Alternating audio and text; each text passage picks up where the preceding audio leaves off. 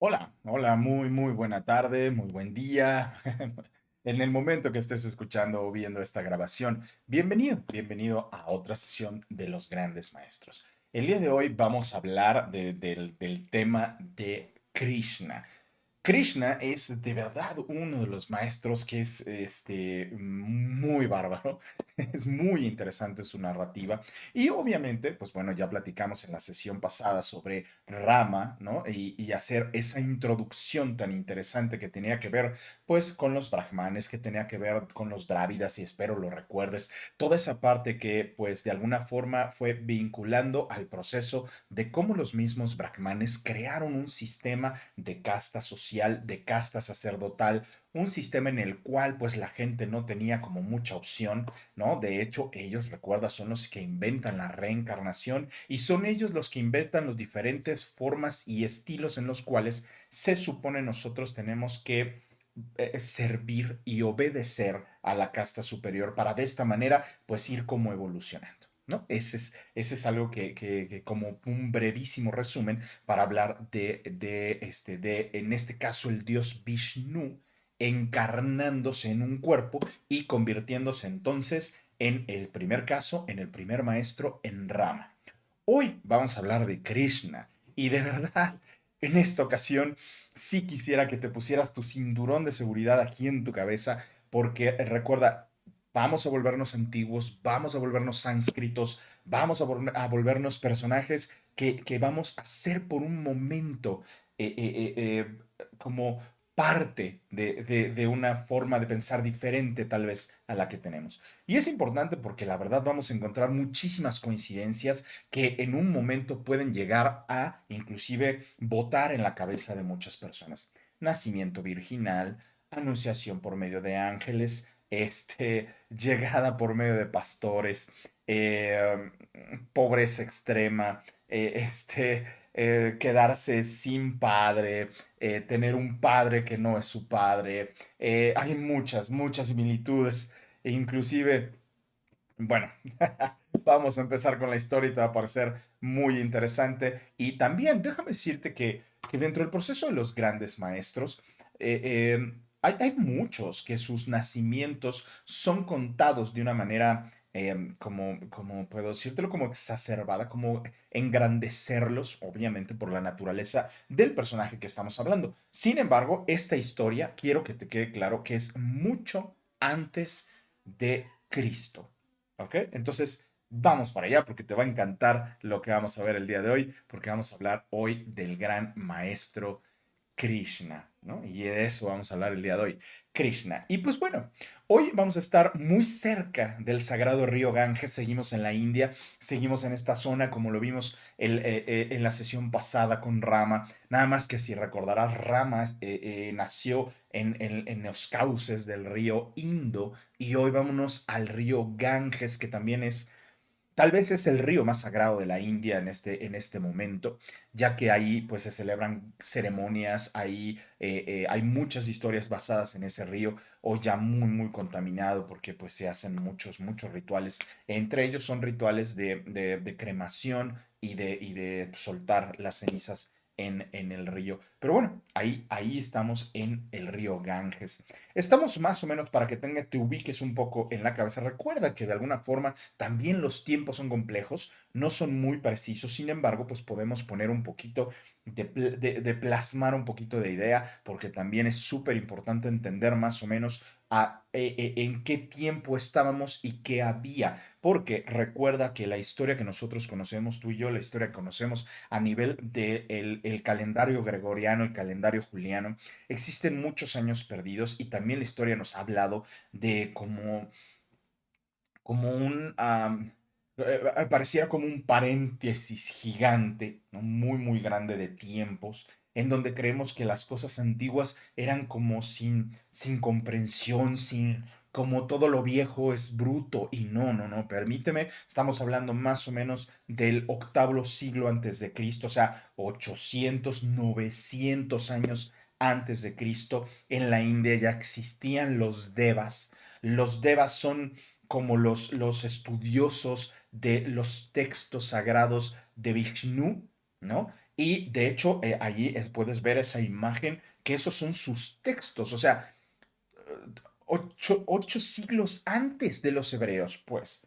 Los egipcios todavía inscribían. Ya recordarás cuando hablábamos de los drávidas en la sesión pasada, que ellos tenían tablas escritas se llama cuneiforme la escritura, que es una inscripción sobre barro. Aquí hablamos de texto hecho sobre pieles y sobre hojas de palma deshidratada. Sí, los chinos todavía no habían inventado el papel, sin embargo, ya existía el escrito sobre pieles y sobre hojas de palma deshidratado con ese nivel que estás mirando de calidad en su escritura y en su pintura. O sea, la Biblia, obviamente, aquí todavía ni siquiera está pensada, ni siquiera está planeada. Estamos hablando de 8 siglos antes de los hebreos, o sea, es muy para atrás. Así es que esto, cuando alguien me dice, es que la Biblia son los textos más antiguos, sí es un libro antiguo, sí, claro, pero no tanto como tú crees, no tanto como la mayor gente nos hace pensar.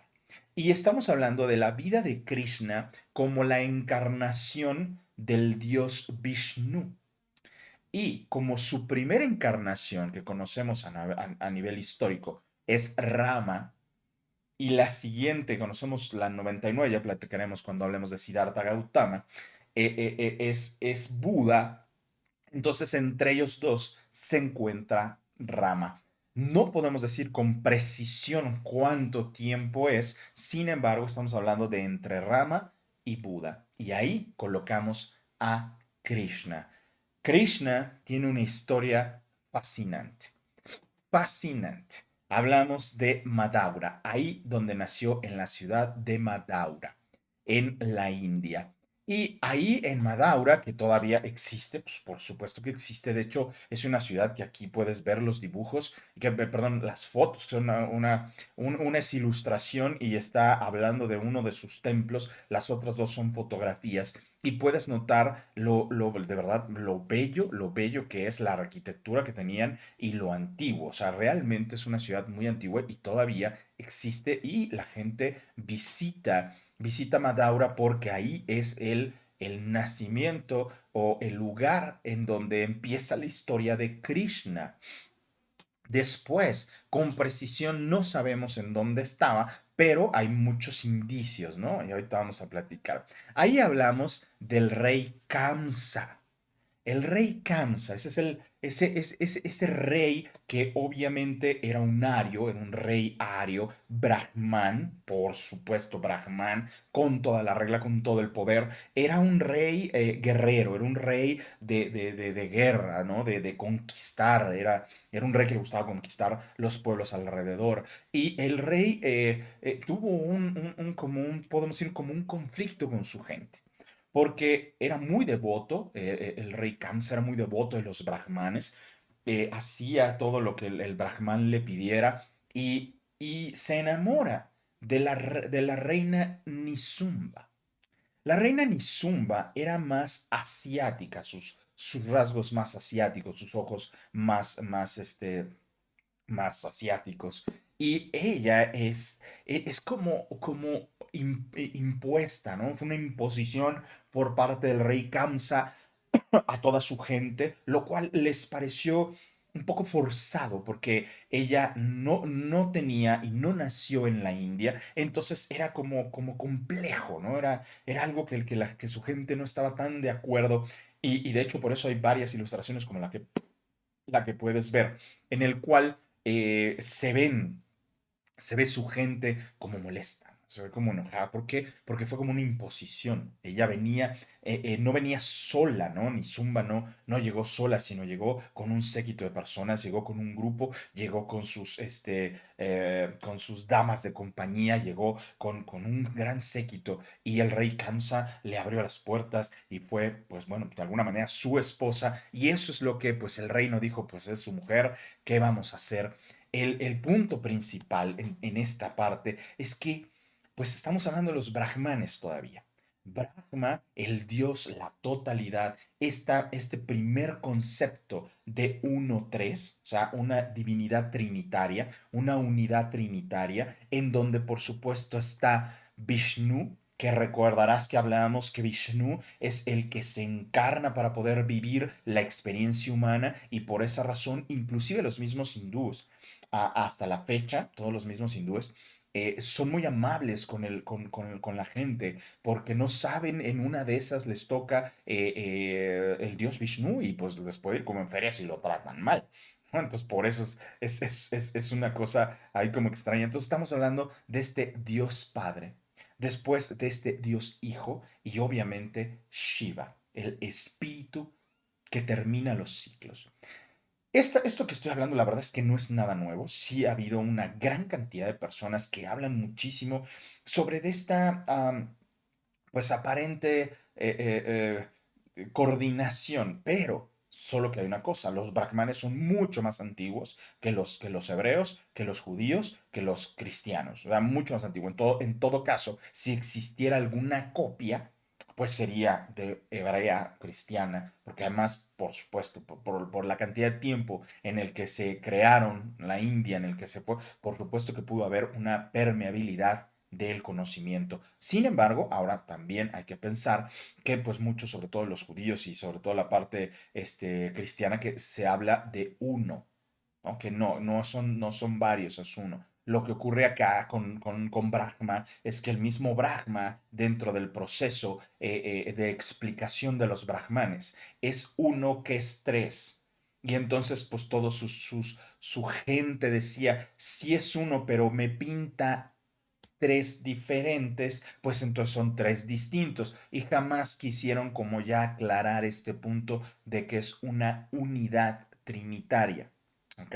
Y así es como el rey Kamsa tenía esta claridad y esta creencia basada en Brahma, en el poder de Brahma, en la creencia muy poderosa sobre Vishnu, porque Vishnu puede y está y no sabes en algún momento si es inclusive tu hijo o tu hija o si es alguno de tu gente que se haya convertido Vishnu, que se haya encarnado en algún sirviente, aunque eran como pues fuertes con ellos, de todos modos era como esa hospitalidad, ¿no? Entre comillas. Y pues obviamente Shiva, que es una divinidad, Brahman, en muchos casos es hasta malentendida, porque resulta que Shiva lo que hace en su labor cuando alguien ya va a fallecer es apoyarlo a ir construyendo una forma para poder deshacerse del cuerpo. Entonces, él va cerrando los ciclos y es lo que de repente muchos de nosotros nos vamos dando cuenta en nuestra vida, cuando de repente las cosas empiezan como a retirársenos, ¿no? Y aquí es donde una de las grandes sabidurías de ellos es, la vida no te quita cosas, la vida te libera. Y en este caso sería, Shiva te libera de cosas para que tú ya no cargues más con el peso de las personas, con el peso de las cosas, y tú te conviertas y te transformes en este espíritu que ya no va a necesitar la carne para que Shiva te reciba para poder empezar o crear o seguir en esta samsara, ¿ok? Que es una rueda de vidas. ¿Vale? Y ahí están los tres personajes principales de los Brahmanes.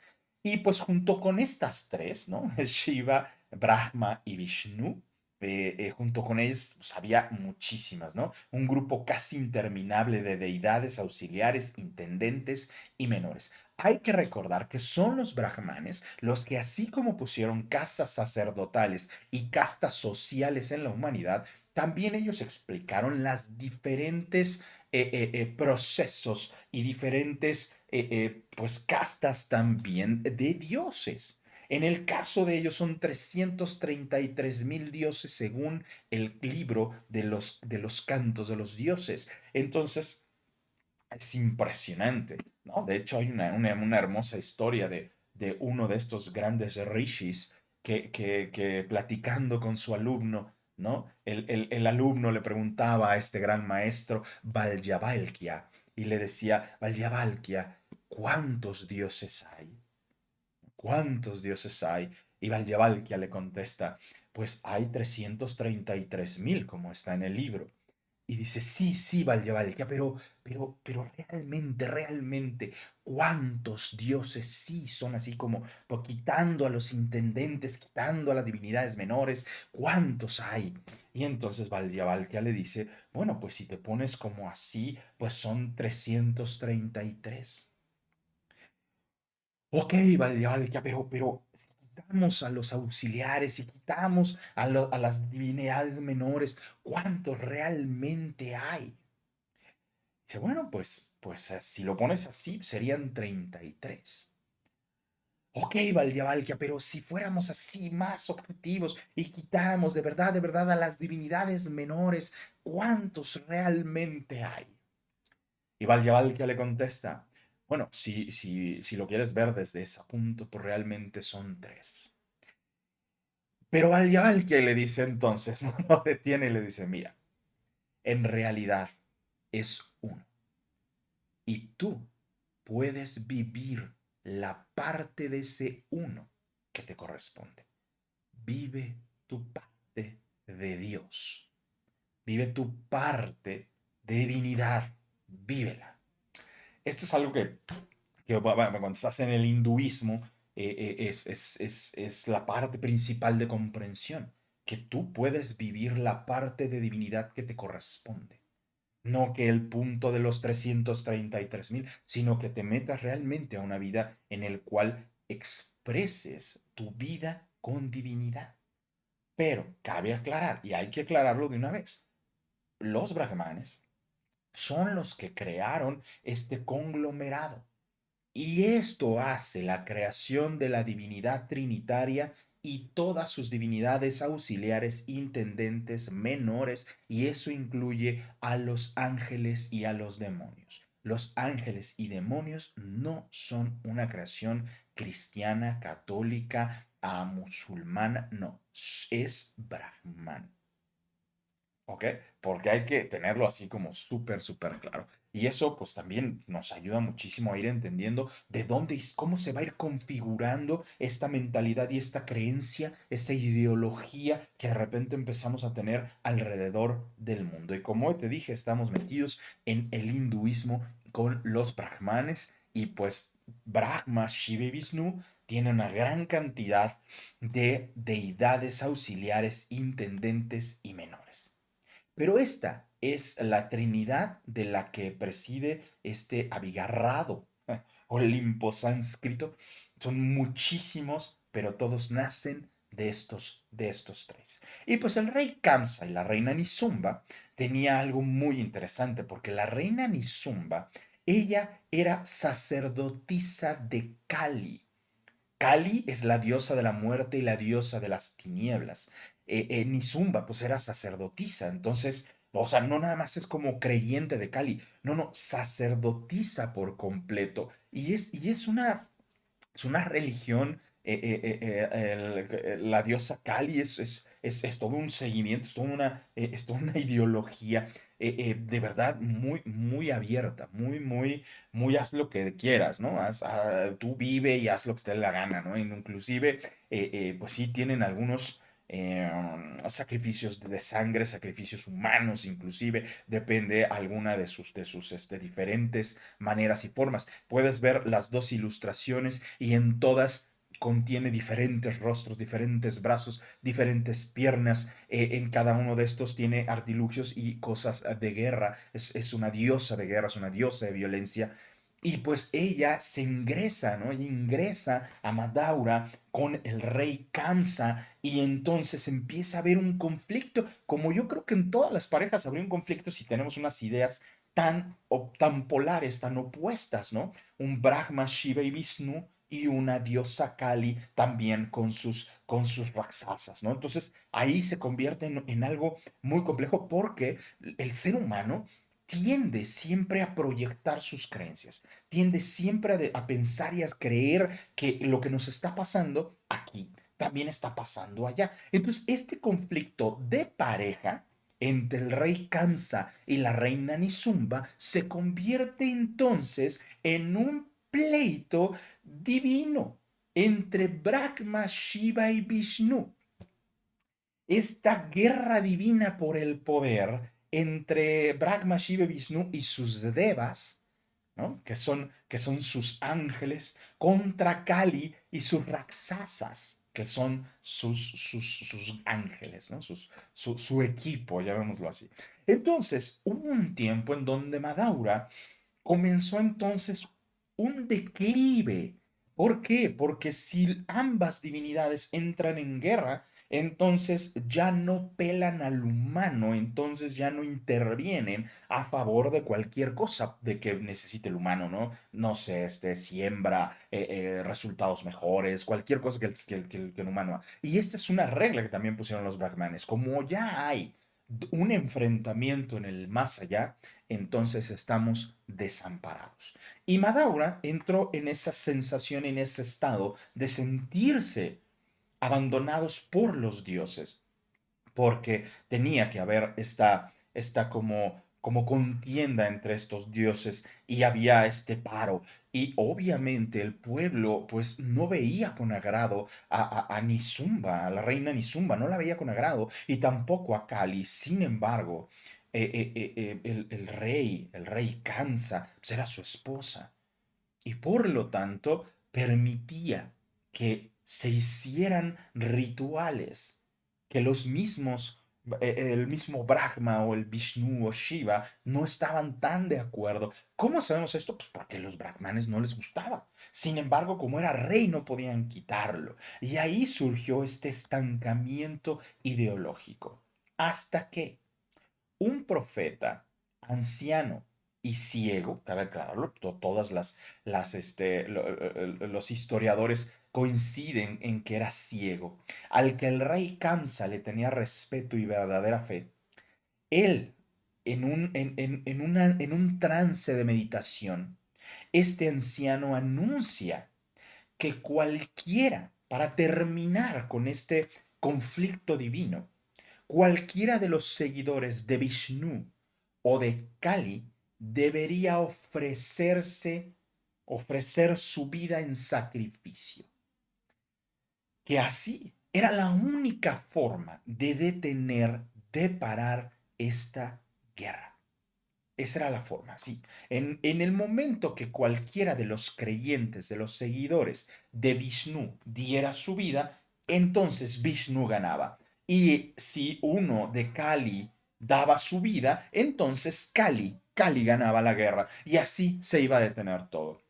Así es que este profeta, imagínate, fue en una cena donde estaban toda la realeza, tanto los del rey Kamsa como la reina Nisumba, todos compartiendo, todos en esa cena. Y es ahí donde el anciano en este trance les dice que esa es la única forma en la cual va a terminar este pleito.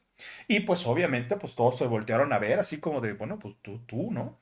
Tú que sí crees en la reina Kali, ¿no? En la diosa Kali, no, pues tú que crees en Brahma, tú que crees en Vishnu, tú que crees en Shiva, pues, y así empezaron como que tú, y nadie decidía, o sea, todos se volteaban a ver y nadie decidía.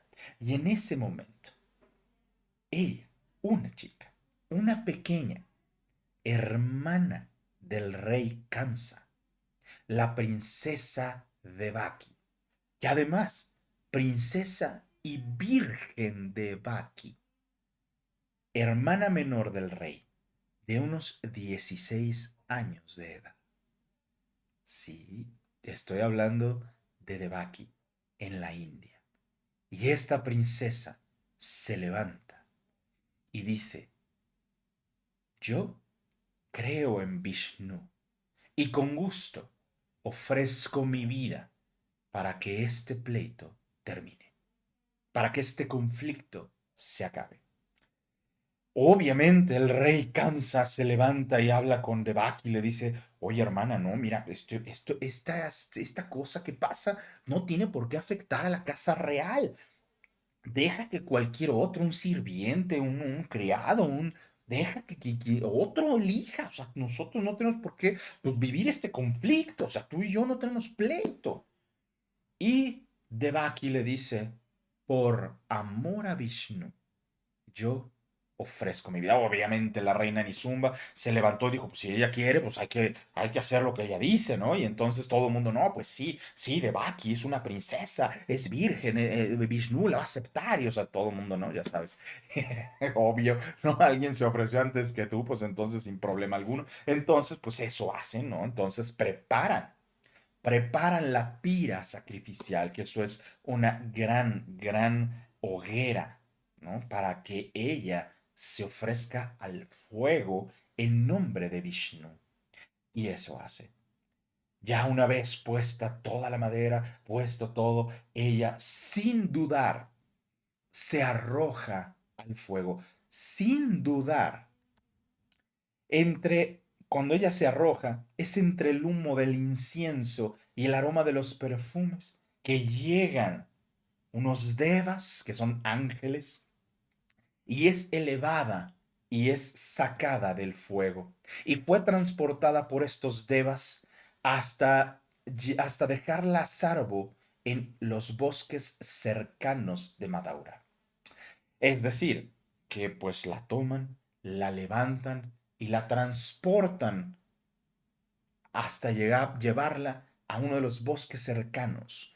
Cuando el fuego termina, cuando el fuego se apaga, entonces la reina Nizumba se levanta y grita, quiero ver los restos, quiero ver el cuerpo de Devaki.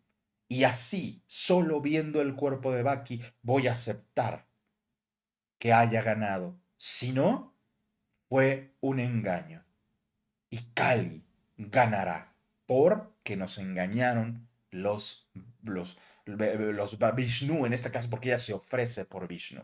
Entonces nos engañó Vishnu.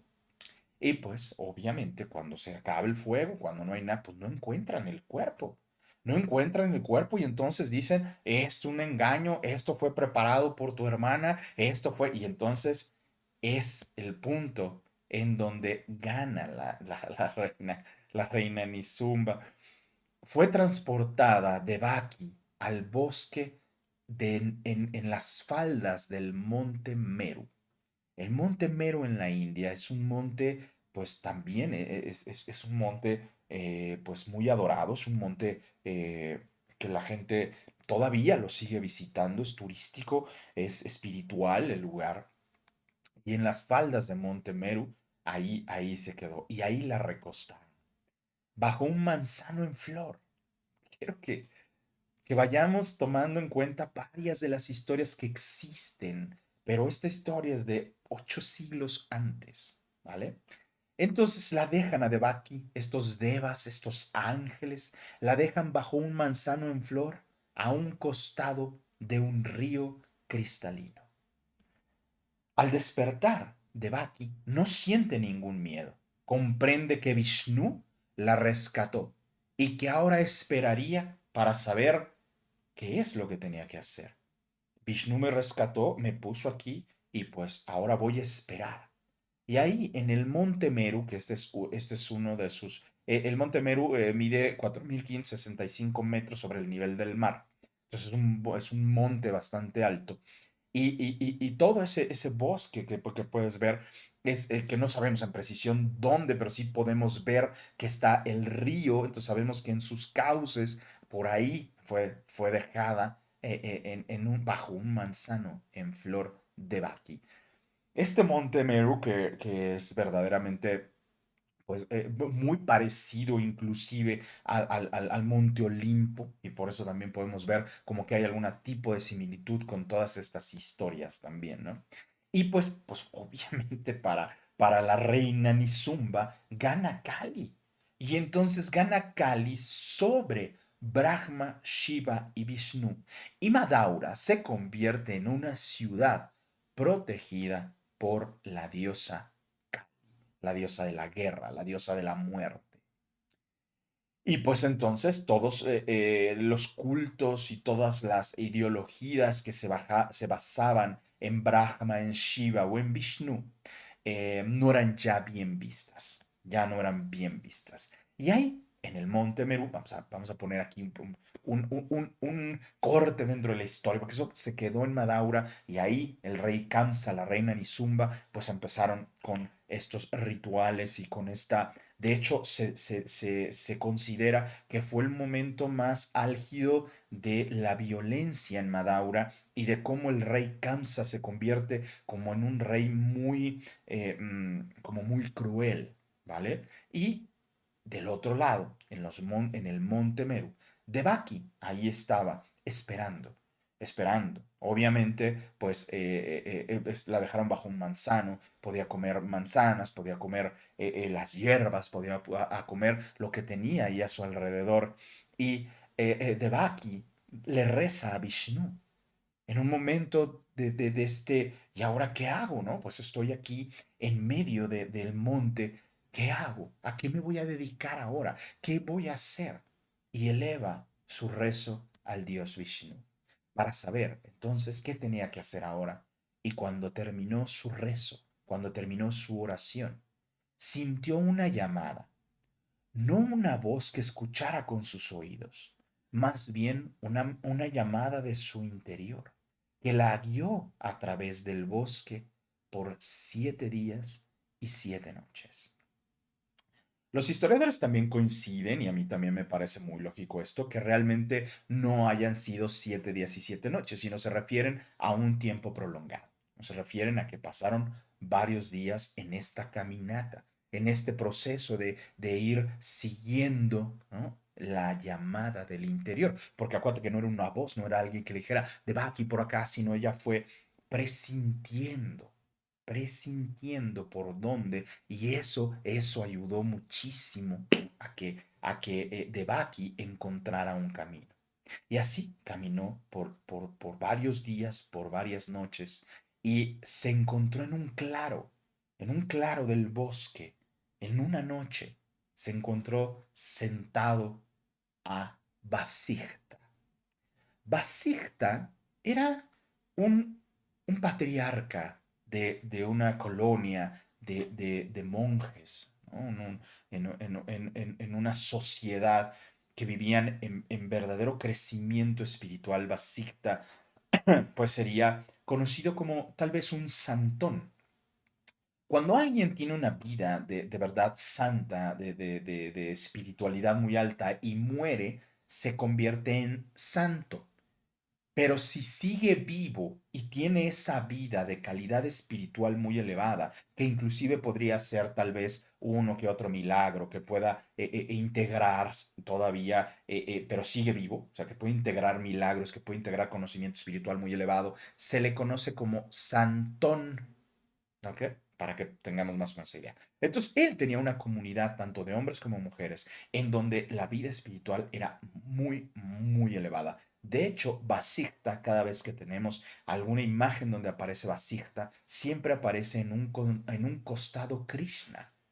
Y ahí lo puedes ver en la imagen. Y pues bueno, ahí en el claro, ah, vio salir a Devaki de entre los árboles. Y de hecho era un claro del bosque, o sea, no había árboles alrededor y Basicta estaba sentado ahí y todos los historiadores dicen, el libro de los Vishnuistas, de los Devas, dice con claridad que era una noche de luna llena y que ahí pudo ver Devaki a Vasijta.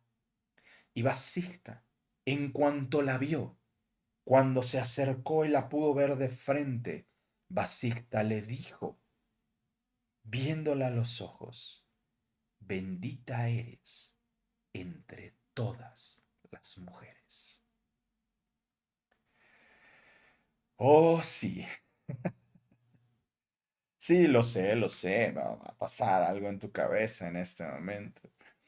Y así le dijo Vasicta, bendita eres entre todas las mujeres, por elegir a Vishnu, y él ha aceptado tu ofrecimiento para que nazca de ti nuevamente. Vishnu te ha elegido para reencarnarse.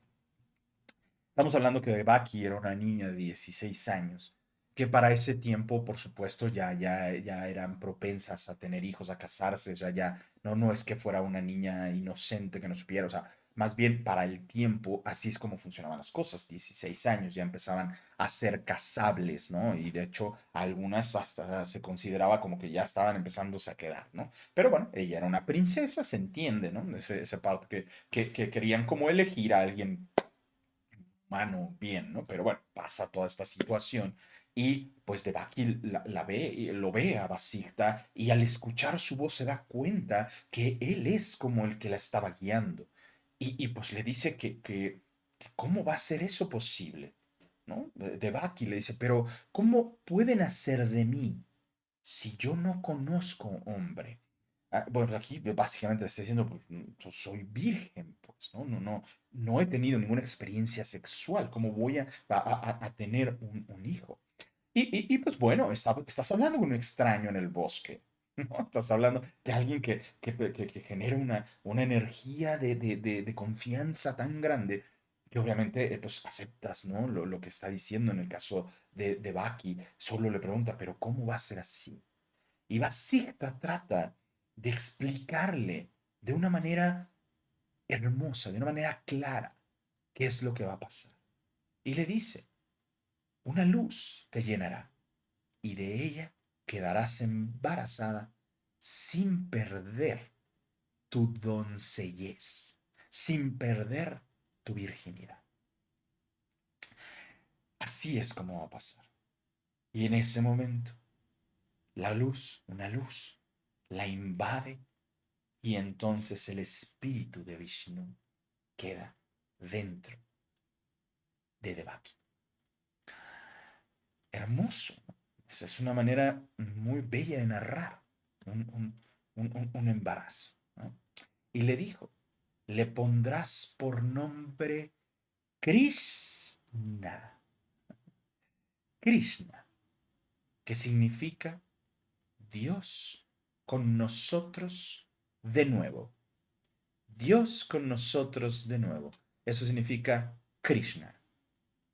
Y Devaki queda embarazada y ese bebé que tiene dentro, que va a ser llamado Krishna, pues no es otro más que Vishnu, el dios Vishnu que está regresando otra vez porque tal vez necesita una lección más en el hombre.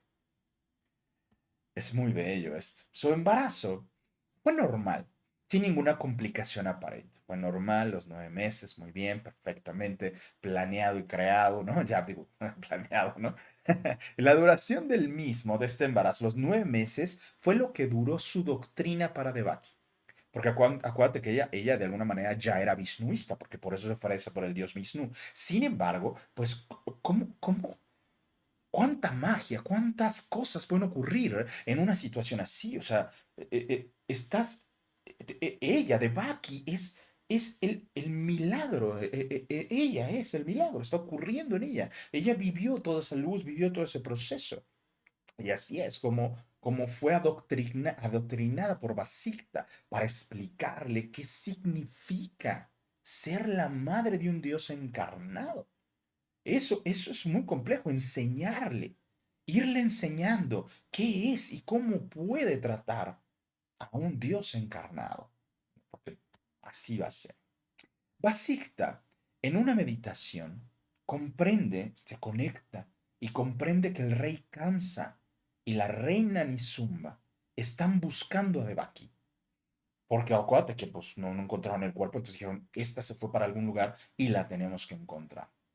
¿Para qué? Para matarla y terminar con la promesa de que Vishnu ganara sobre la diosa Kali. Porque si Devaki se vuelve a presentar y vamos, pues sería el milagro, o sea, viva, todos la vieron arrojarse al fuego y luego pues no encontraron nada, entonces eso es un milagro, pero no podían, no había cómo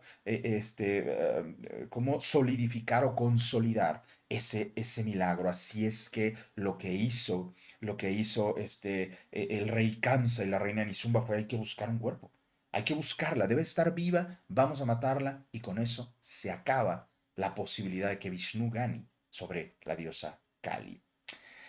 Y Basista percibe que van los soldados directamente hacia ellos. O sea, no es que supieran dónde estaban, sino que iban los soldados arrasando, iban buscando, iban peinando todo el monte y pues dijeron, van a llegar aquí, van a llegar aquí. Por lo tanto, tiene que huir de Baki. Muy, muy alcanzado los 8 meses, ya casi para los 9 meses, tiene que huir de Baki. Sí, tuvo que salir de esa ciudad y transportarse hacia otro lugar. Basista le pide, ¿no? Le deja a Bebaki que vaya acompañado, no la deja sola, va acompañada con otros de esa comunidad, ¿no? Y bueno, se dice dentro de los textos vishnuistas que Devaki no solo fue acompañada por varias personas, sino que también por algunos devas, por algunos ángeles. Esto ya lo convierte en algo un poco más complejo, porque obviamente los ángeles, aunque tal vez no se veían o tal vez podían aparecer o desaparecer, era como extraño que una mujer de alto grado de embarazo tenga que salir de un lugar para dirigirse hacia otro. Y así fueron caminando de nuevo hacia el monte Meru. De nuevo huyeron hacia el monte Meru, caminaron, caminaron, caminaron para tratar de alejarse lo más posible de la venganza del rey y de la reina. Y huyen. Y pues bueno, el rey Kamsa encuentra ese pueblo y mata a todos. A todos, arrasó con todos, porque pues simplemente los soldados tal vez no tenían la capacidad de reconocer a Devaki, porque pues tal vez cambió, entonces dieron la orden, arrasen con todos para que no haya problema, ¿no? Mató a todos los rishis de su comunidad de Basikta, a todos, incluyendo al mismo Basikta. Y Basikta sabía que tenían que dar su vida, ¿no? Dijo, esto es para salvar a Vishnu. Tú ya te sacrificaste por Vishnu. Ahora nos toca a nosotros sacrificarnos por ti, para que Vishnu viva, para que tú vivas. Y pues fueron caminando, ¿no? Los Devaki junto con los acompañantes. Y pues al llegar, ¿no? Estamos hablando de más o menos un mes entre abril y mayo, porque ahí el lugar en donde están estos pastores, donde están todos, es frío en invierno. E inclusive podría decirte la similitud tan impresionante con la historia de Cristo, ¿no? Cristo. Krishna. Pero bueno, esa similitud en donde te dicen que nació el 25 de diciembre, allá en el Medio Oriente, ¿no? En Belén. Espérame, las noches en el desierto son bárbaramente frías y en invierno todavía mucho más. Entonces, pues no, los pastores no estarían en las montañas pastoreando, están todos en sus casas, ¿no? Estarían allá afuera. Y pues lo mismo pasa con Krishna, por lo tanto, hablamos de que es un mes caluroso entre abril y mayo más o menos. Y los ángeles, porque van llegando de Baki hacia este pueblo que encuentra, un pueblillo que encuentra, y les anuncian los devas el nacimiento de un dios, ¿no? Les dicen, estaban cuidando a sus animales allá en el monte, y pues imagínate que ángeles se aparecieron a decirles a los pastores, regresen a sus casas, porque va a nacer Vishnu. Y entonces, puta, pues se regresan muchos, o sea, algunos no, algunos dijeron, no manches, pues qué onda, qué susto. Y mira, me encanta esta ilustración en donde puedes ver a Krishna, que es el que está en el color azul, acostado, sentado ahí. Y sí, efectivamente lo que puedes ver es un pesebre. Sí, sí. Y pues sí. Pues mira, esas más o menos son las casas como las hacían o como estaban ahí en los, en el Monte Meru varios pueblillos, ¿no? Que se pueden hacer, que son estas casitas que están hechas con adobe, con lodo, con paja, ¿no? Y que en una de ellas se usaba para meter los animales, sobre todo en tiempo de frío, en invierno, ahí los metían a estos animales. Y pues todas las casas estaban cerradas. Cuando ella llega, donde Devaki llega, ya llega con los dolores de parto, ya llega así. Y entonces el único lugar en donde entraron los acompañantes con Devaki, que encontraron abierto, es que un personaje llamado Nanda dejó abierto de alguna forma sin asegurar tan bien, tan fuertemente la puerta de entrada de sus animales, donde él tenía sus animales. Y porque además para un embarazo necesitas un poco de agua, necesitas agua para esto. Y es ahí donde nace, exacto, entre lo que llamaríamos un pesebre. En un pesebre nace Krishna. Y Nanda, que obviamente Nanda tenía que ver en eso, ¿no? Llega Nanda y se encuentra toda esta, y le parece algo impresionante, no sabe cómo reaccionar. Y también a mí me queda claro que, pues, digo, pues pudo haber nacido el niño en cualquier lado, ¿no? En el mismo monte, en el mismo bosque, en alguna, pero hay que aclarar algo. Devaki es una mujer que ya tuvo un milagro muy cañón, una luz la invadió y una luz la hizo quedar embarazada. Y los devas, ángeles, veía ángeles. ¿Qué iba a pasar en el alumbramiento? Es obvio que no quisiera que nadie viera. Es obvio, se me hace súper lógico, imagínate. ¿Cuánta cosa? Pero bueno, ahí Nanda llega a su casa y pues la encuentra y pues ve a estos acompañantes y les dice, o sea, les dicen los acompañantes, esta mujer, ella, es especial, es súper especial y este bebé es Vishnu, es Krishna y te vamos a encargar a ella, te vamos a encargar a esta mujer no como tu esposa, sino que te conviertas en un hombre responsable que la cuide, que la guíe y que cuide y guíe a ese pequeño. Y Nanda acepta.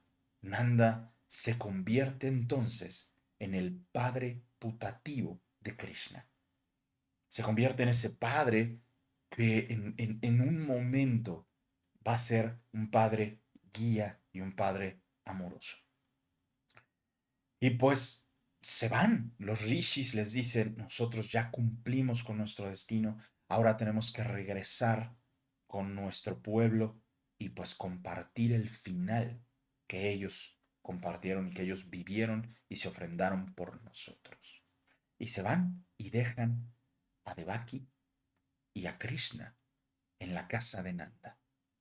Nanda ya tenía hijas, ¿no? Tal vez de un matrimonio anterior y tal vez se enviudó ahí y ya tenía hijas. Así es que Krishna, aunque no tuvo hermanos de carne de sangre, sí crece junto con los y con las hijas de Nanda. Y de aquí, de este nacimiento, surge el culto de Baba Krishna, el bebé Krishna. Es un culto vishnuista para apoyar a las madres primerizas, porque imagínate educar a uno que se sabe que es Dios, a uno que se sabe que es Vishnu, pues bueno, era complicado. Y obviamente le dijeron, ¿no? Vasijta le dijo cómo podía hacerlo y por supuesto que había regaños. De hecho, si puedes ver las ilustraciones en ese bebé que pudo llegar a ser muy mal creado. Y Devaki, siendo una niña, de todos modos, puso correctivos. Y esta parte es un parte de un culto vishnuista para decir que no importa que seas Dios. Mamá corrige. Mamá, ¿no? Mamá tiene la razón. Mamá te va a educar. ¿No? Y es un culto, la verdad, muy bello, es muy hermoso, porque pues sí, muestra y va dejando esta filosofía con total claridad de que no porque seas un dios, ¿no? Tienes derecho a hacer tus escenitas, ¿no? No porque seas una divinidad vas a poder hacer tus dramitas, ¿no?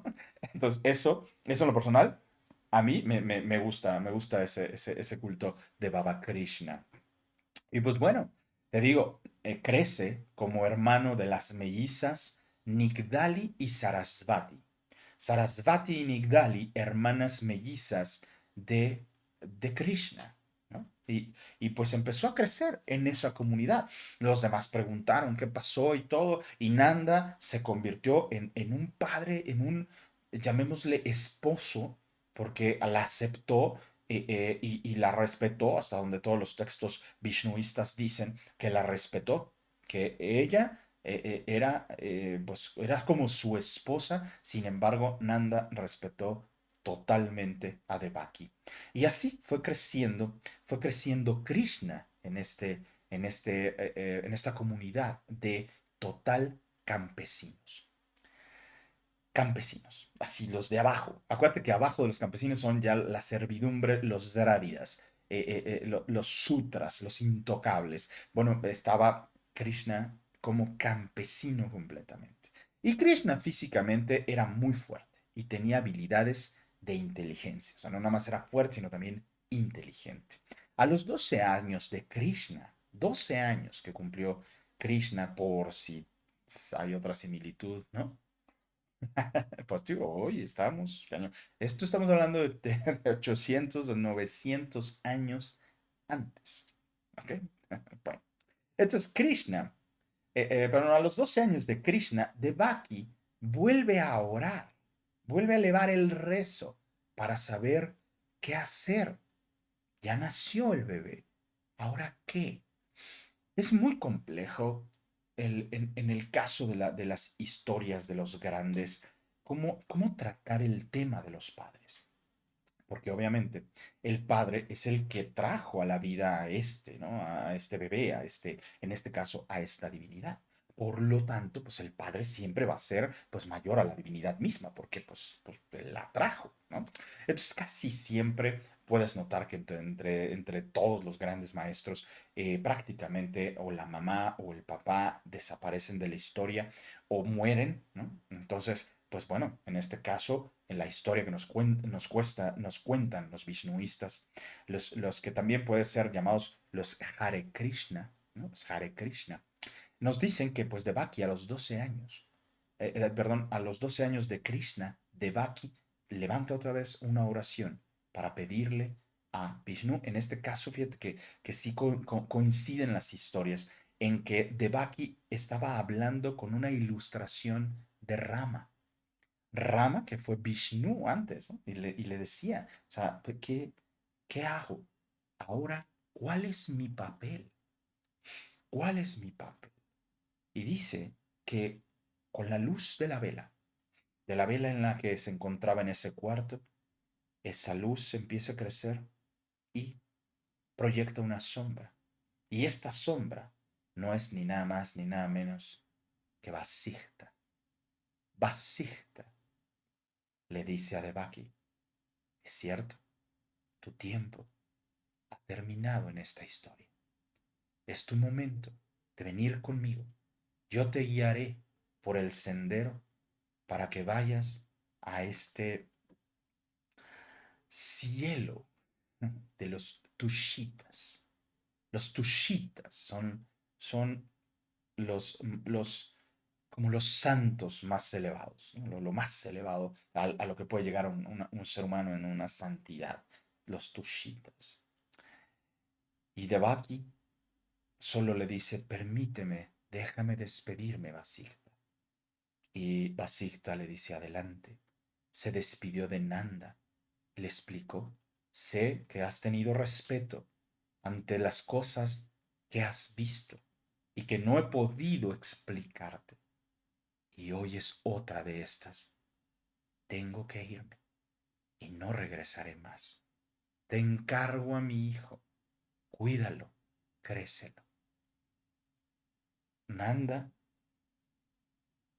volvió a respetar y sin comprender con claridad se dio cuenta de lo que estaba pasando. Devaki se despide de Krishna dormido, lo besa y sigue la sombra de Vasijta. Y nunca más se supo de Devaki.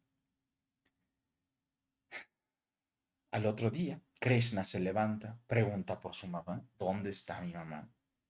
Y es cuando Nanda de verdad es un personajazo, un tipazo, si me lo permites, porque Nanda se sienta con Krishna y le dice, esto nunca te lo hemos platicado, esto nunca te lo he platicado. Yo no soy tu padre. Fíjate que, y le contó la historia. Unos ángeles se nos aparecieron en el monte, nos dijeron que iba a llegar Vishnu encarnado. Y pues varios salimos de regreso por fe, por devoción, para ver, ¿no? Para entender la curiosidad y todo. Y pues yo al llegar a mi casa, al llegar a donde metemos a los animales, me encontré a madre, a unas personas, y me dijeron que tenía que ser tu padre, que yo iba a cuidar de ti y cuidar de tu madre, y así lo he hecho durante 12 años. Krishna, no, como buen adolescente, no reaccionó nada bien ante esa noticia, y lo que hizo fue ir a buscar a Devaki en el bosque, porque pues fue lo último que le dijo Nanda. Lo que puedo decirte es que siguió la sombra de Vasikta hacia el monte, hacia el bosque. Y pues Krishna organizó a unos de sus amigos, algunos de sus amigos, le platicó, amigos, amigas, qué estaba sucediendo, y pues varios de ellos ya lo querían mucho a Krishna, acuérdate que era fuerte, era inteligente, era muy sociable. Entonces pues ese grupo de jóvenes se fue con ellos, se fueron hacia el monte para buscar a Devaki. Todavía cada año se sigue haciendo esta búsqueda, esta similitud de búsqueda por los bosques Meru. Con antorchas salen en la noche a buscar, ¿no? Entran y hacen rezos, hacen cantos en nombre de Vishnu, en nombre de Devaki, con representación de esta búsqueda por parte de Krishna hacia su madre Devaki. Naturalmente no la encontró. Sin embargo, en esa búsqueda, que también hay que pensar que pues eran los niños o adolescentes, ¿no? Pues cómo es que se metían al bosque solos. Bueno, también recuerda que eran campesinos y pues tampoco era como muy, no les preocupaba tanto. Por otro lado, no había no había alguien que dijera, pues vamos a secuestrar a estos niños. No, en ese tiempo no había, que estamos hablando del siglo octavo, o sea, 800 o 900 años antes de nuestra era, por lo cual, pues bueno, no pasaba ese tipo de cosas, ¿no? O bueno, no había noticias que nos lo informaran. Y así estos muchachos caminaron por días, y encontró Krishna, encontró dentro del bosque Meru, buscando, encuentra exactamente unas ruinas de un pequeño clan, de un pequeño, yo creo que no llega a pueblo, es un clan tal cual. Y encuentra las ruinas y encuentra huesos expuestos al sol, encuentra el campamento de Vasija. Y al llegar ve los restos de esa devastación que ocurrió 12 años atrás. Para Krishna comienza esto, es impactante el suceso, y empieza a tratar de conectar por intuición, tratar de conectar con esos huesos. Entró a varias de las chozas y encontró así la choza de Basikta. Esa intuición lo llevó ahí, y tomando los huesos de Basikta trató de conectarse con el dolor, con la pena, con el sufrimiento, con lo que haya ocurrido ahí, y encuentra cuerpos expuestos, y Krishna se contacta, se contacta con el mismo Basikta. Basikta lo ayuda en esas meditaciones, lo ayuda a ponerse en conciencia de que él era Vishnu. Para el tema con los vishnuistas, esto es muy hermoso, porque es un ser humano espiritual ya, llevando o apoyando a un Dios a recordar. Y esta es una de las grandes enseñanzas del vishnuista. Tú estás recordando qué y quién eres. y que necesitas de esta conexión con la energía, de esta conexión con un maestro, de esta conexión. Y de ahí los gurús piden que se rece también por ellos para después poder regresar y apoyarte. De ahí nace esta ideología de que si tú le rezas a tu gurú, de alguna manera él te puede ayudar, porque están hablando de esta conexión entre Krishna y Vasishtha. Cuando pues sale Krishna a ver a todos los demás, les dice, chavos, wow, acabo de tener un contacto impresionante con el patriarca de este clan, de este campamento. Me explicó qué fue lo que ocurrió, me explicó cómo es que murieron y yo me voy a quedar aquí para limpiar el lugar, para ordenar el lugar, para vivir aquí y hacer mi comunidad. Quien quiera puede quedarse conmigo. Si no, no hay problema. Regresen a casa. Regresen a casa. Para sorpresa de Krishna, todos, todos sus amigos decidieron quedarse con él en ese campamento y tomar a Krishna como líder y patriarca del campamento.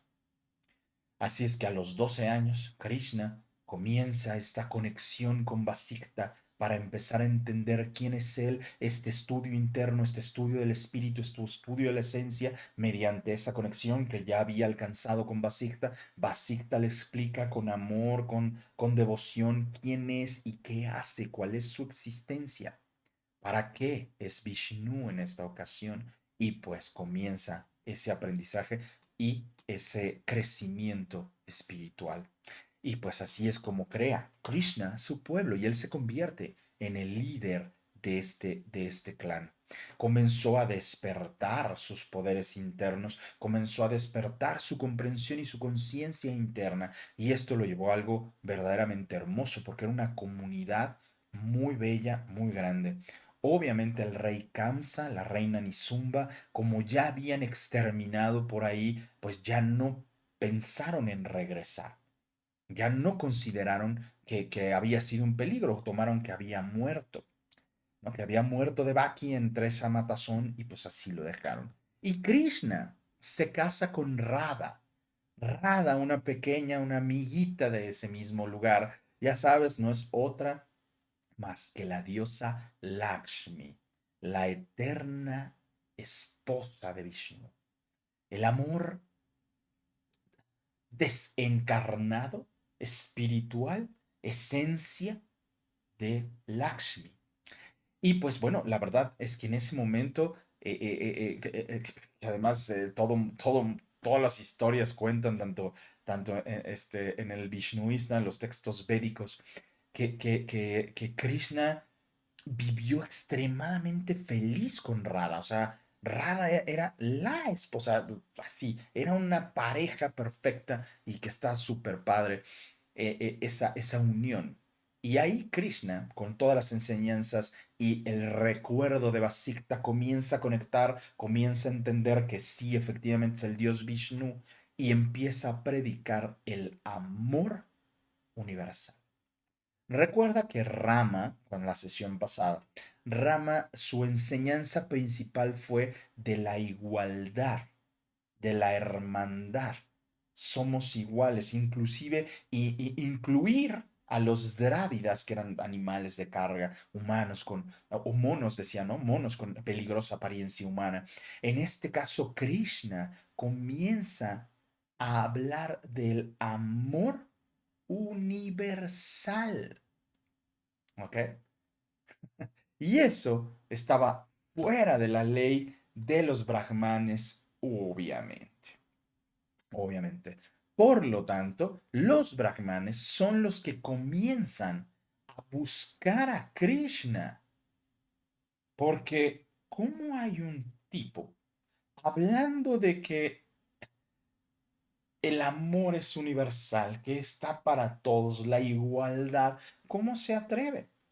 Lo curioso es que pues no encontraban el campamento de Krishna, porque además Krishna se movía de un lado a otro, predicando y hablando con la gente, hablando con los demás pueblos, y pues jamás los brahmanes lo podían como encontrar, decían, ves que va a estar en tal lado, y pues terminaba y ahí se movía hacia otro lado, y así se la pasó. Por como buen campesino, pues no tenía tantas cosas que andar, que cargar y pues por lo tanto se podían mover con más facilidad. Y la doctrina de los brahmanes se centraba, acuérdate, en sistema de castas, que la palabra casta no existía como tal, la palabra era varna, y varna significa de qué color eres, ¿ok? ¿De qué color eres? Y pues de alguna manera, ¿cuál es tu varna? Y te diré qué lugar ocupas en la sociedad. Si eres ario, ario, el señor ario, o eres pario, pario, que ya se ha transformado a paria, pero pario es no ario. O sea, así de fácil, ¿eres ario o no ario? Hay varias culturas en el mundo, hay varias religiones en el mundo que es así, ¿eh? O eres cristiano o no eres cristiano. ¿Eres judío o no eres judío? Eres, vamos, o sea, hay muchas, ¿no? Que están así en esa, o estás conmigo o no estás conmigo, ¿no? Y así están, ario o pario, ¿no? ¿Eres ario o eres pario? Y pues eso, pues complicaba a los brahmanes porque Krishna, ¿no? Hablaba del amor universal, hablaba de la aceptación en su totalidad, todos los seres en una conjunción. Y pues, wow, eso lo buscaron para matarlo, por supuesto.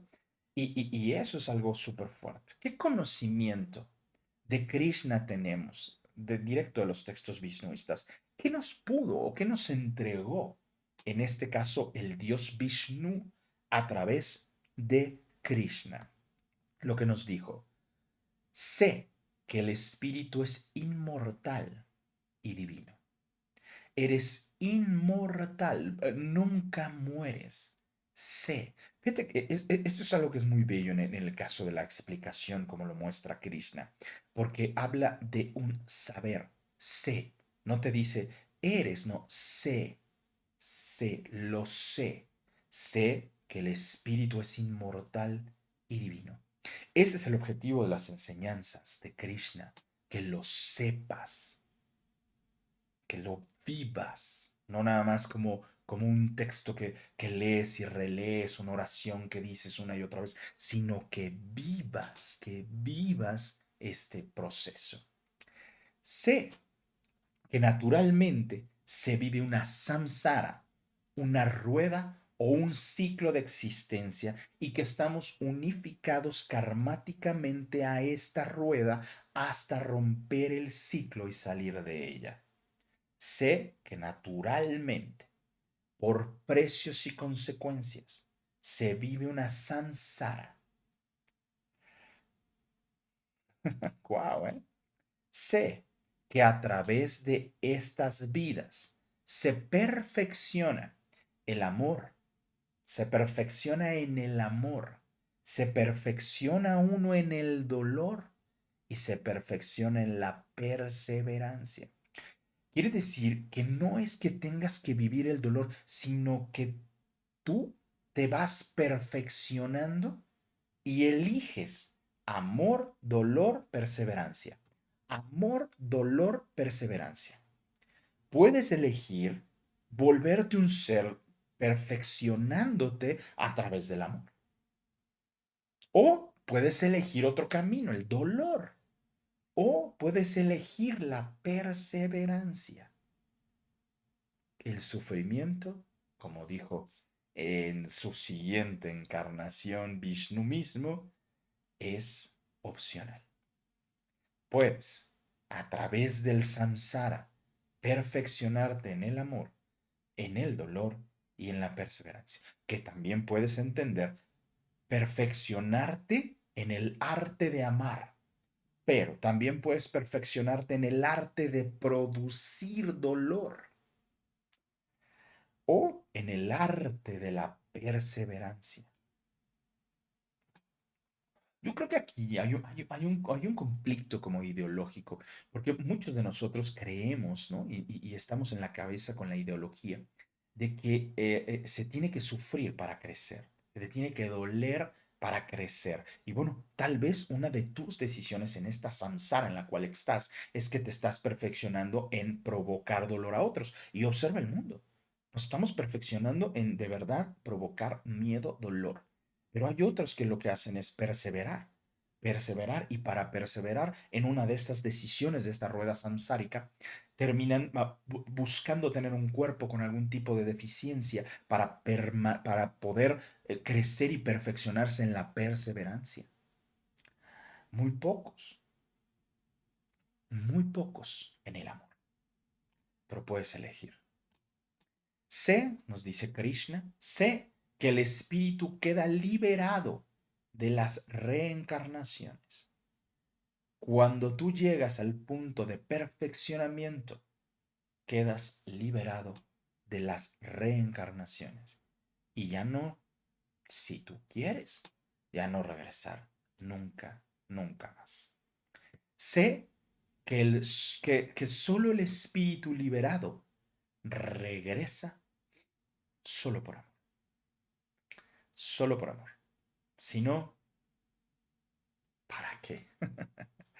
¿Para qué?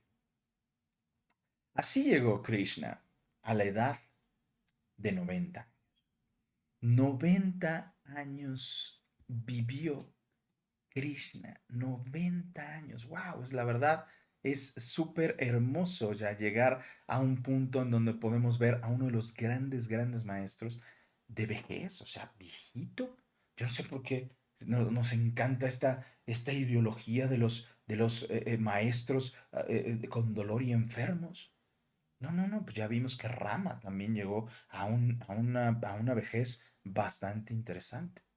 Y así, explicando, hablando de esto por todos lados, haciendo milagros, por supuesto. En Krishna sí están documentados varios milagros, varios sanaciones, pues, inclusive si hay como varios que Krishna los trae de la muerte, varias resucitaciones, así es que, pues bueno, estamos hablando que octavo siglo antes de nuestra era, o sea, entre 800 y 900 años antes de, y bueno, entonces, cuando llega a los 90 años, llama a Radha, a su esposa, a sus hermanas, porque estaban con él, a Sarakvati y Nigdali, y a su hijo mayor, Rama, les dice, ahora van a ver en mí, ¿no?